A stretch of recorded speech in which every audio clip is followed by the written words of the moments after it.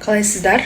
Қазір үйге келіп жатырмын. Таңертең шығып кеткеннен мүлдем тамақтанбаппын. Қазір енді үйге келіп бабушкамның тамағын шайнап жатырмын. Сол енді бұйыртып осылай қосаяқтың 6 маусымының жаңа қатысушысы болдық. Енді осы жолы бір той жасайық деген ниетте. Бұйырса көріңіздер, алдағы уақытта қызық болады. Қалайсыздар достар, кештетіп сторисқа шықпасам болмай кетті, себебі дайрекке күндізден бері хаттар келіп жатыр, тоқтамай. Бір жауабын айтыңызшы, не айтасыз, өз ойыңызбен бөлісіңізші, көрдіңіз ба деп. Иә, көрдім. Жобаның басталуымен ең алдымен баршасын құттықтағым келеді. Және де жобамыздың ішінде жаңа қатысушылардың арасында сүйікті де сүйкімді менің үміткерім де бар екен. Көргенде, шынымды айтсам, шок болып қалдым. Бірінші мүлде күткен жоқпын. Ол жерде ол адам қатысушы болып отырады, өзінің үміткерін күтеді деп вообще мүлде ойламаппын, шынымды айтсам. Бірақ мүмкін емес нәрсе жоқ екен өмірде. Ол бастағы маған келудегі мақсаты, басқа қыздарға келудегі мақсаты мүмкін сол болған шығар.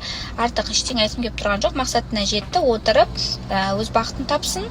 Әр адам бақытты болуға лайықты. Артық ештеңе әзірге айтпай қояйын. Сол барша қатысушыларды шын жүректен құттықтаймын.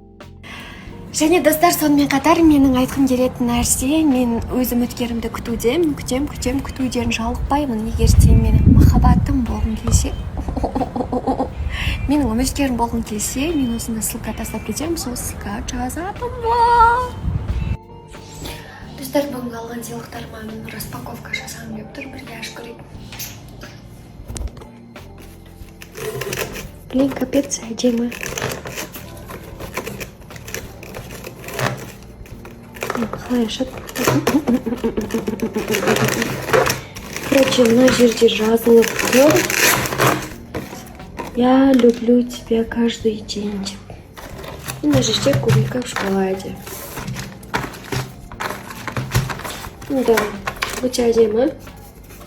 Мына жерде Сәния, біз сізді жақсы көреміз және әрқашан қолдаймыз, жандарым. Сол сөйтіп фан аккаунттарда осылай жазып қойыпты. Мен де міндетті түрде бекітетін боламын. Жандарым, рахмет, көп жақсы көремін сендерді. Қуаныштымын осындай қолдаушыларым болғаны үшін.